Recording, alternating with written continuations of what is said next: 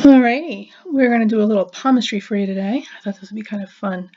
So when you're reading a palm, there's a lot going on, and because you're sitting face to face with somebody, you really have to know your stuff, and you've got to be quick with it, because a minute can seem like forever when you're sitting in silence waiting for somebody to say something. The other thing is with palmistry, the things that I would say that's kind of interesting is that the lines in your hand can and will change over time. So there are lines that will show up in your palm at one stage of your life that will fade out and almost disappear, and other lines will become more prominent that weren't very visible before. So in many ways, the lines in your palm, just like the shape of your hand, is a natural evolution of how your life is progressing. So I'm still toying with exactly how to present this video because we don't actually have the person available to give direct feedback. And also, because we're working online, it's very easy to say, oh, well, you're clearly just using the internet stuff. Which, I mean, is always possible, but that's not actually what's going on here. So there's that. The other thing I want to mention before we get started in this as well is that sometimes when people are reading palms, some of it is the palm reading, and some of it is just good old-fashioned clairvoyance. They're getting psychic hits while they're reading your palms. And spirit is always talking to us, always, always, always talking to us. We're just not always hearing spirit. So if they have an opportunity to get in there and get something through to you, they're going to take it. So it's not unthinkable or uncommon for people who are doing things like psychometry, reading from objects, or scrying, which is what we call crystal ball gazing or reading tea leaves, or even things like palmistry, to have insights and intuitions that are not specific to a rule about a symbol or a line as much as something that just kind of came through. And, just like astrology, all of these things are combinations of things, so don't be too terribly alarmed. If you see something wonky in someone's hand or your own, be more concerned about the gut feeling you get around a person before you even get that deep into it. So, and finally, the last thing I'll say that I thought was kind of interesting is one of the things that it never ceases to amaze me when I'm looking at hands is how quickly I am confronted with my own biases and prejudices. Because honest to God, I will look at hands and I will see things in hands that I would have never in a million years guessed about this person. And I'll give you an example. There's a woman I was working with at a part-time job, and she's okay, I suppose. I'm not comfortable around her because she's always sour, very miserable, and kind of spiteful. One of those personalities. And she's coarse, and she's always disheveled, and she's kind of sloppy, and oof, girlfriend's rough. She's just rough, right? So, looking at her hand, of course, like I got a completely different picture of her because not all this other information about this woman in her life,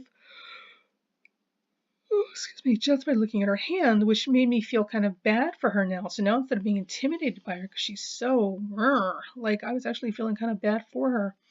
And the most important thing about this, and the reason I'm telling you this, is one of the things that showed up in her hand is that she has a very strong psychic connection to her loved ones. So she's one of those people who gets a strong gut feeling when something's wrong, almost telepathically, no matter how far apart she is from, her loved ones. And she is the last person on earth I would have ever expected to have any kind of psychic sensitivity, because sensitive is not a word I would use in a sentence with her. But there it was, just as clear as day. So the thing with, palmistry is it always allows once you get used to doing it, it allows a very immediate recognition of more dimensions of the person that you're dealing with. So I thought this was kind of interesting. All right, so let's take a look at our hand. So this is the hand of a woman, just so you guys know, because you can never tell these days. Now, so before I get into the lines down here, we're actually going to stay up here, and we're just going to look at the back of the hands, right? So one of the things I can tell you right off the top is this is somebody who is extremely, what is word for? Very willful. This is somebody who will not be dominated. So this is a woman who knows who she is, where she's going, what's going to get done, and she's not going to let other people tell her how she's going to live her life or to what level she's going to um, allow herself to rise to professionally. She's going to go where she needs to go. She's a very strong, powerful woman who's meant to be in positions of leadership. So with that also, what we're also seeing in this particular chart is this is in combination with that, this is somebody who's very ambitious. So we don't have somebody who's just a big bully, and you'll find those hands too. But this is somebody who's very strong-willed and has leadership potential, who also is very ambitious. So this is someone who would channel all that energy into something that would give her a meaningful elevation in status in life that was built on skills and respect, as opposed to, intimidation and fear. For those of you who, are very strong-willed and ambitious, but don't want to put the time in for real jobs. So there's that. There's also, she's also a very independent thinker. This is not somebody who follows the herd. Like, she's got her own ideas about stuff, whether she announces it or not. She's very good about following the rules, so she's not a rule breaker. So we definitely know she's not a gang leader. I know, as awful it is to admit, honestly, like when you think about it, gang leaders in their own way have leadership ability, and drug dealers, as awful as they are in their own way, are really good business people. It's all about the context you put these skills in, right? So if you're one of these people who's living in living all wrong, like, just know that at any point you can translate those skills into something productive and constructive in the world. Okay, sorry. The other thing is with this, what I would also say is there is the possibility that this person, there's almost a desire to be more independent. So rising to a position of authority and being ambitious is one thing, but being independent, a free spirit, is something that's very attractive to this person and something that they really want, and not necessarily something they let themselves have. So they're hidebound by convention, but in her heart, they're a free spirit.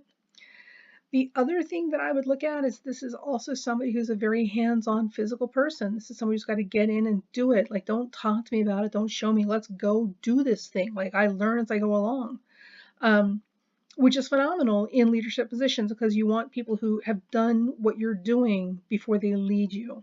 So, and when they haven't done what you've done, obviously we know from experience this lends itself to all manner of problems, right? Especially in your leadership. So, all right, so let's take a look and let me show you real quick how we came to that.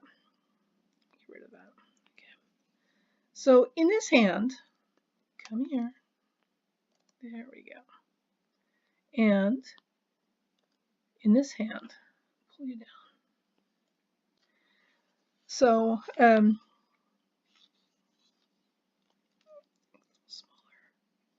okay, so there's a couple of things that we're looking at. So the first thing I want to draw your attention to when you guys are looking at this is look at this beautiful thumb. That's a powerful thumb. This is somebody who's, this is your will or your strength. This is somebody who knows who they are and knows what they want, knows what needs to get done, and is just will not tolerate fools. So, what is it? Get her done. Get rid of that. Oh, no. Control-C, come back. Sorry. So, and when you're looking at a hand, you're always going to look at both hands. Now, the other thing I want to draw your attention to is right here. Look at this.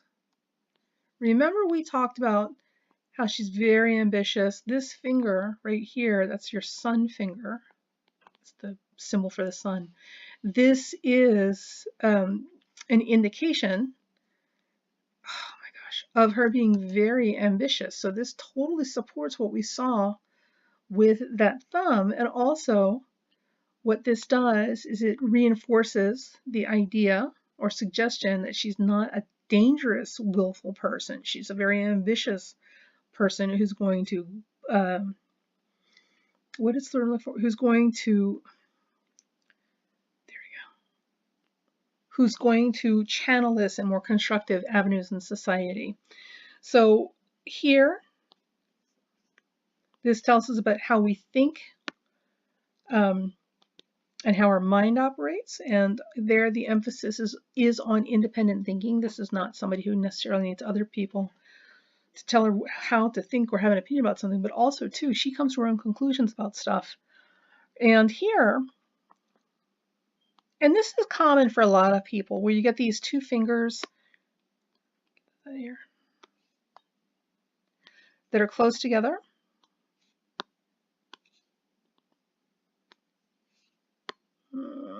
Sorry. I have just enough Virgo in my chart to make for this stuff to make me crazy. Dear God. Anyway, so there we go. So having those two fingers together as they fall open naturally is not unusual. Many, many people have this. This is very, very consistent with the general public, and not unexpected and certainly not unhealthy. We need people, not everyone can be a free spirit, or we'd have complete anarchy and chaos. So somebody's got to follow the rules, preferably most of us. That's how we don't end up in accidents where we're driving on the freeway and down streets. Everybody follows the same driving rules. So there's that. But if you look, you see how this finger is just a little bit different. Like, it's kind of not, it kind of wants to not be on the, excuse the pun, straight and narrow, like its neighbor, the Saturn finger. And that's the indication with that Saturn finger next to it like that, and the two paired together. This is somebody who's very serious about following the rules and doing what they're supposed to do, but deep down they yearn to be a free spirit. So that part of their life is there and never goes away. Now, the other thing I thought you guys might find interesting, right? So when you're looking at a hand, the other thing we're looking at, oh my gosh, technology. Sorry.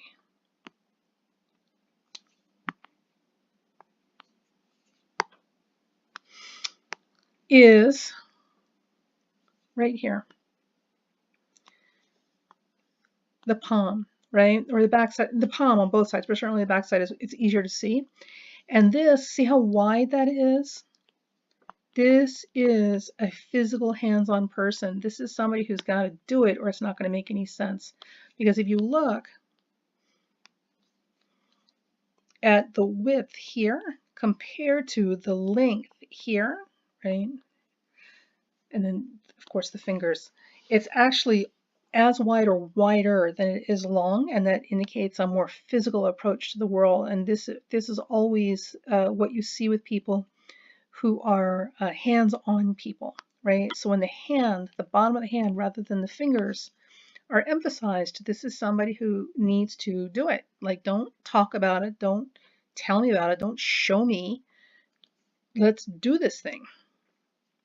And that's definitely what we have here. So this is somebody who would make a great leader because they know what the job is. They will do the job in order to understand it and then go on to lead on behalf of it. So these are the kinds of, especially in jobs that involve dealing with people who are actually doing physical labor, these are the kinds of hands I want to see in the leadership. I don't want to see long, graceful piano hands with no palms.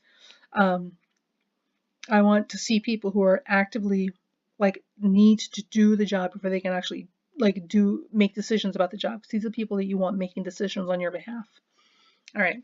So now these are like big lion paws. It's so funny. I know the woman who's giving me these charts, and some of this information is not as obvious when you look at her chart, which brings us to an interesting issue, right? So if you can see all of this here, why wouldn't it be duplicated in a chart? Why wouldn't you just use the astrology chart? And the reason is this actually gives us different information.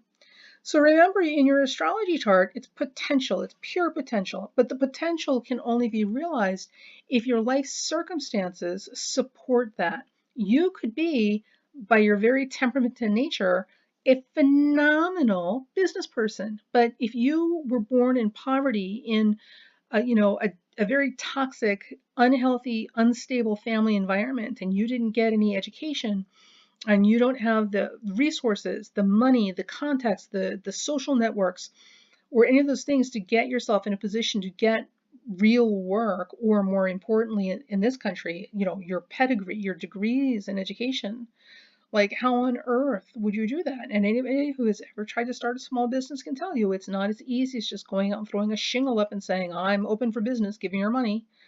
So in that situation, somebody with a strong business savvy may find that their ability to be resourceful and have an opportunistic eye and manage people and things would find some way to express itself with what's available, which may not necessarily be what we think of when we think of business. And it's the same thing with your chart. Everything in your chart is a potential for you. How you express that is determined by what's available to you in your lifetime. Hands, on the other hand, are a different story. Your hands reveal the truths about your life as you're living it in the physical world right now. So this is why we're going to get different information, either additionally or contradicting the information we get in a chart. Because your hand is not a hand that shows you your potential. It's your hand that shows you what is, not what could be. So look at this hand. This is such a great hand. So one of the things that I love about this hand is if you look, wow, like this is a great big bear paw. She's got such a lion paw, right? And does not have, if I remember correctly, I've got a chart here somewhere. I'm not going to pull it up because I need to keep that private. She's got something, she does not have as heavy a Leo emphasis as you would expect. So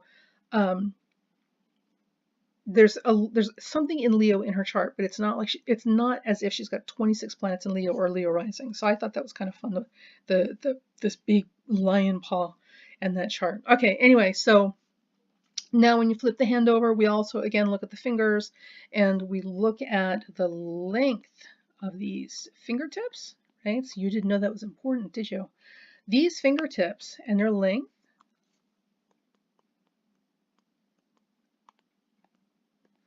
tells us a lot about our mental functions. So the other thing that tells us she's not a bully, I mean, well, she could be, but she would be a really interesting one,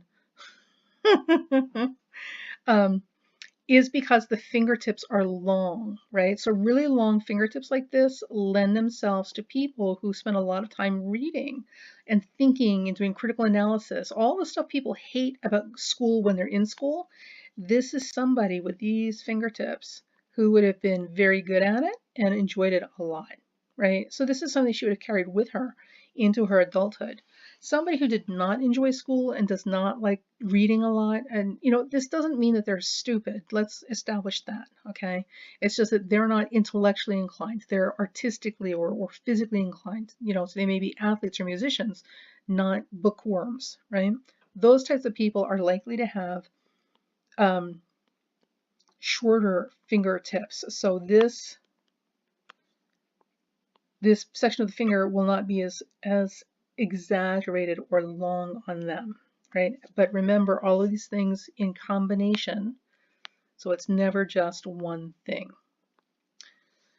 Now, so there's that. Now we get into the hand and we look at how the thumb is laying, right? So the thumb is not too close and not too far from the hand. So this is somebody who is reasonably self-protective. So they're not wide open and exposed to people. They're also not tight and guarded like paranoid people, right? It won't let anybody in.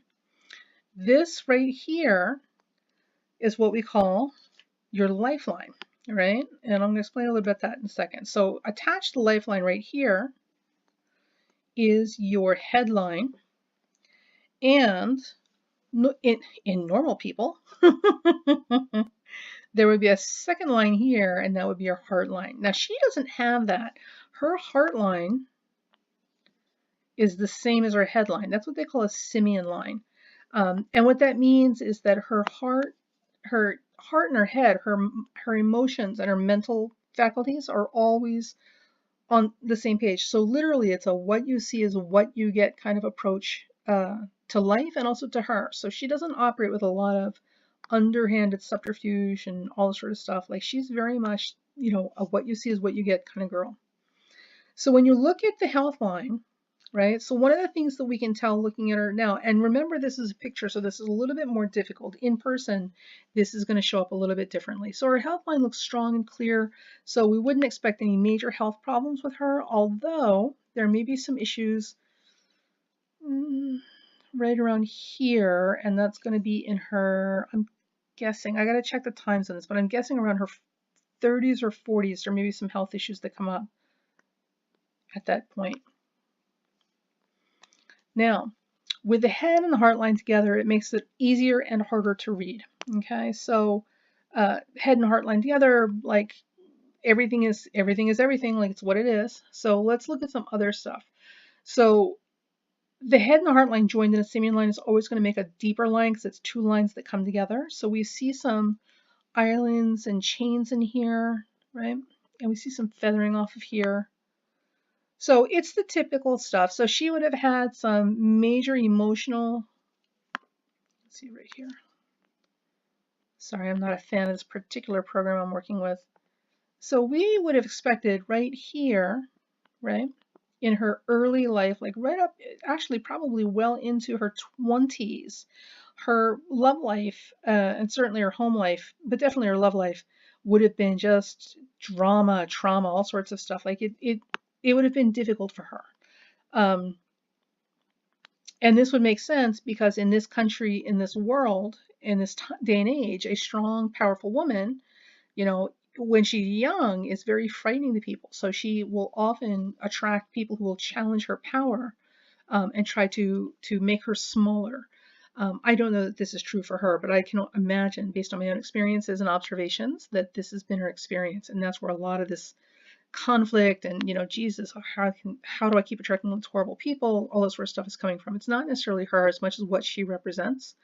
So in this day, age, time, place, this is not something that younger men, or even older men for that matter, would necessarily know how to respond to. So she would be needing a very specific kind of person in her life that can handle that in a woman and in their relationship, that can share the mantles of power.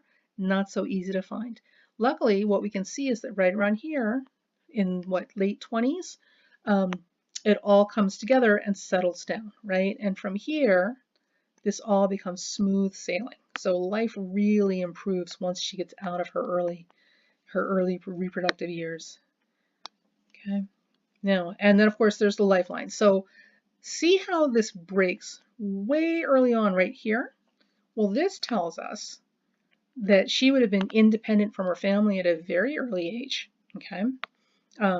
Certainly psychologically, if not physically as well. When you see people whose lifelines or health lines are in conjunction with their headlines, but they're all tight, right? So it does something like this, where like for here, it's all entangled before it comes down, you know, like this, right? As opposed to hers, which is like that, right? So the more entangled it is, the longer the person stays entwined with their family, and the more impact the family has on their activities and their choices of friends and their social life and all that sort of stuff. The further apart and the earlier on, oh, I didn't know it did that. Look at that. The earlier this separates, like right here, the sooner these people become more independent of their families and make their own sort of decisions. All right, so let me see if I can, sorry, this is a new program for me, so let's see. Oh, wow, look at that. Kind of digging this. Take a look at the hand from a different angle. Now, some of the other things, ooh, look at this. So the other thing that shows up in this hand is she's got a tremendously well-developed intuition. And I'm going to show you how this works. So the thing about it is with intuition, this is going to show up in a lot of different ways in a lot of different people. It's not the same thing as having psychic ability or being a medium or anything like that. Like really strong, good intuition also means being able to spot things that other people didn't catch and catch opportunities that other people aren't seeing yet. So here, right, now this is the Jupiter finger, okay, and this is our Mercury finger. And if you look at this line coming all the way over to that Mercury finger. That right there indicates this is somebody who can spot those really phenomenal lucky opportunities that other people aren't catching. So that in and of itself is a form of intuition, right? Or psychic ability. So this is very well developed in his lifetime and will serve her well. That's phenomenal. The other thing I would draw your attention to is, remember, she's got a simian line, which makes it a little easier here. So the heart and the head all come together. Look at this. Do you see this coming up right here? That is an indication, again, that there's a tremendous amount of luck that operates in her life. So if she tunes in and if she taps in and tunes in and turns on to that that force field, that intuition, like, it's really going to work to her benefit. Now, if you want to look at how long somebody's going to live, it is said that we look at the racets or the bracelets down here. So she's got 1, 2, 3, possibly 4. It's kind of broken, but it's there, which would indicate that she will live a very long time. So, and also too, more than the length of life, the more racets that you have, assuming that they came naturally and you didn't cut them into your wrist, also indicates that this is, or maybe if you did cut them into your wrist, this is an indication of how much physical, what is the word I'm looking for?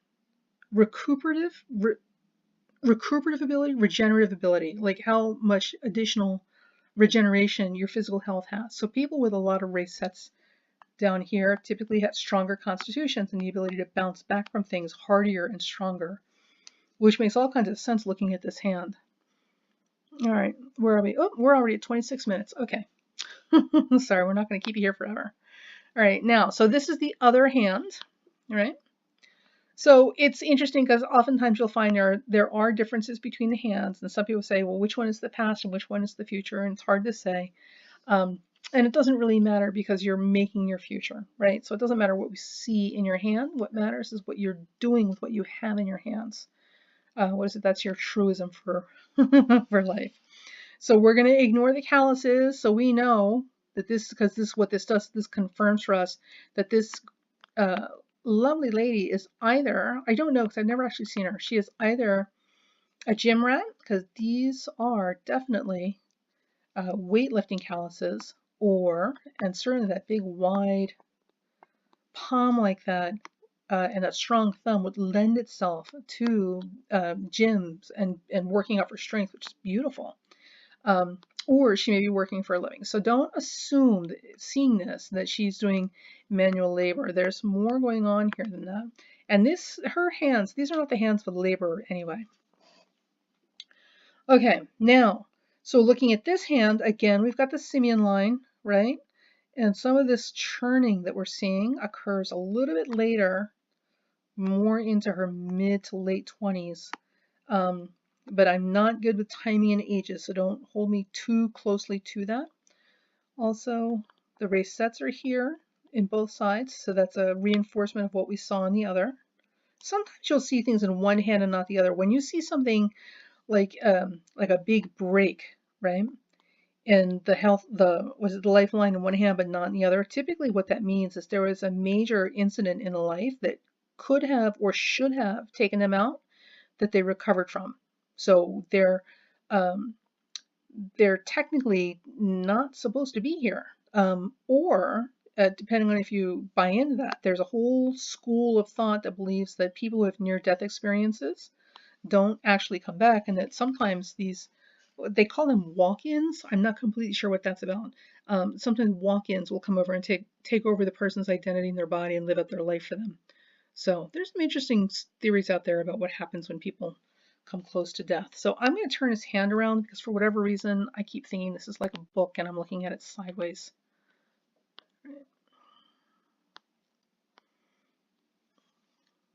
Come back here.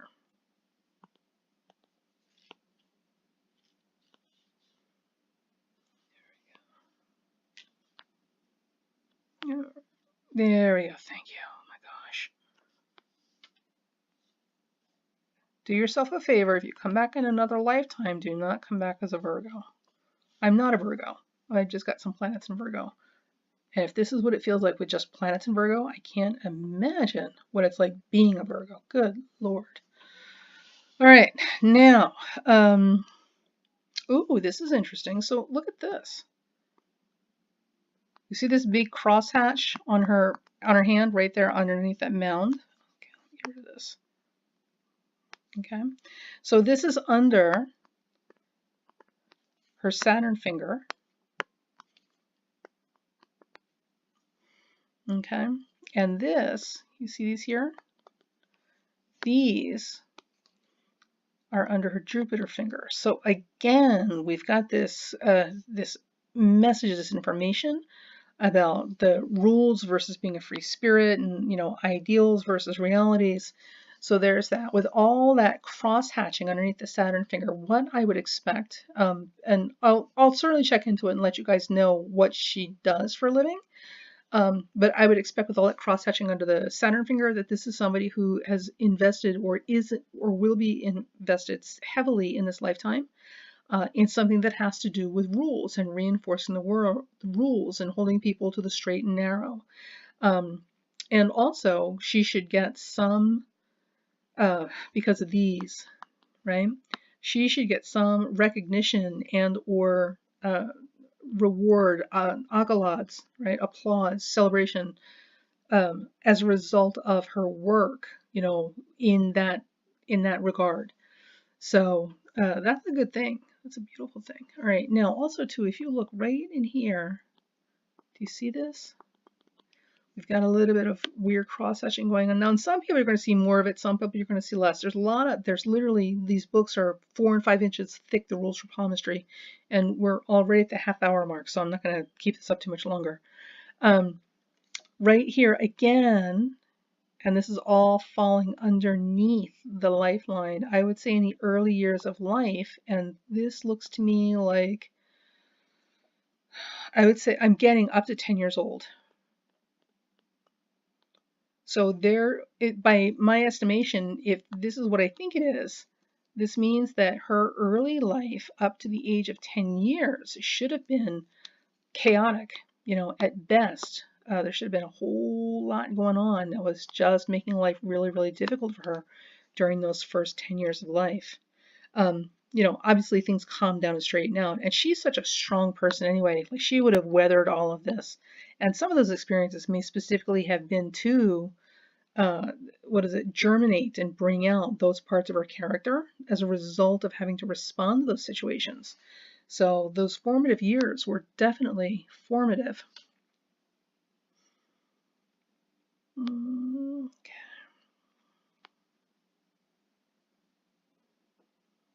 Yeah, see, and again, do you see this? Look at this. So this, change the color here.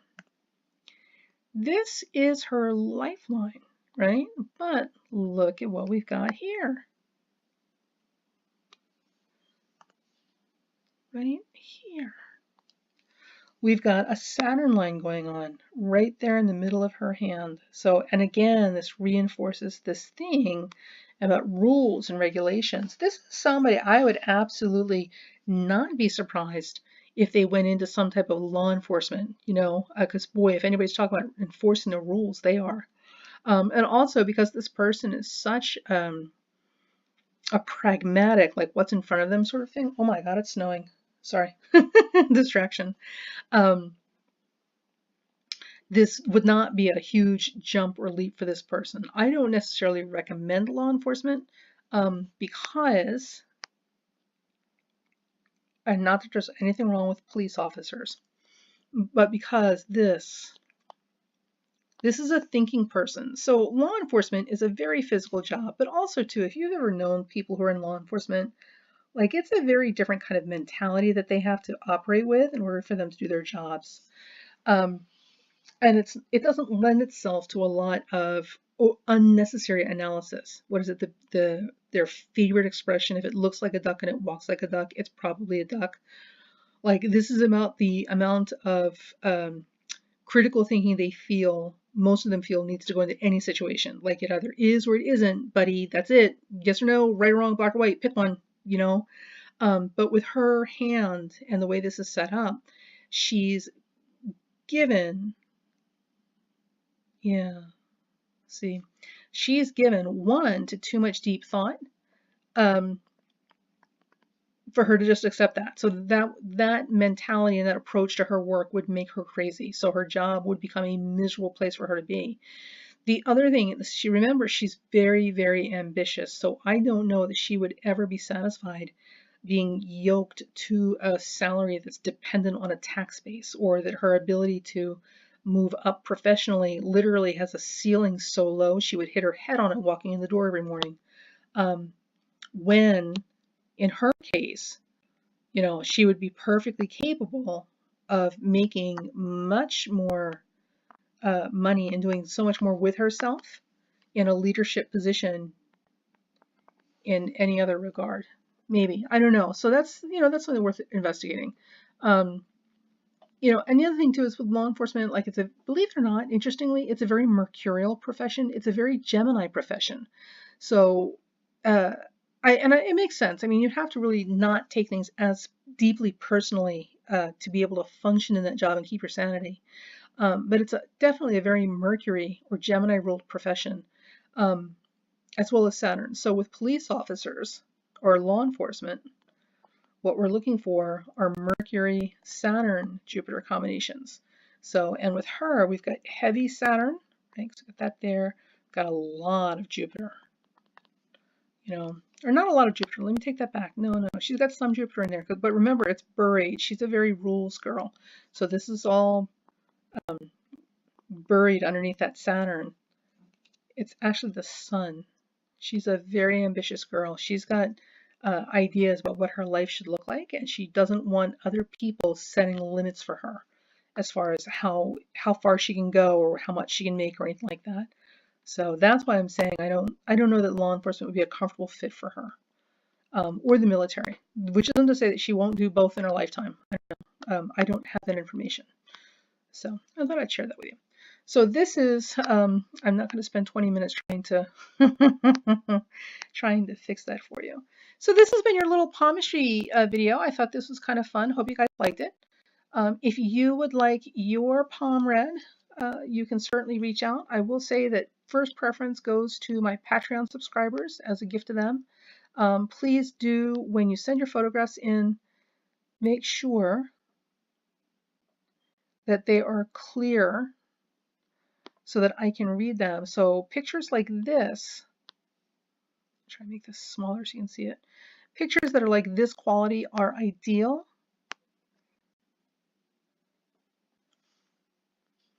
because I can really open them up and see the detail on them, which helps a lot. So if you can send me pictures that look like this with this kind of quality so that I can enlarge them and look at the detail, that would be great too.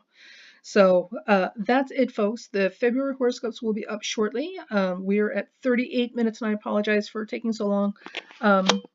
But that's what we have. You guys have a great day, and we'll see you in a couple days with the February and Valentine's Day horoscopes. Bye.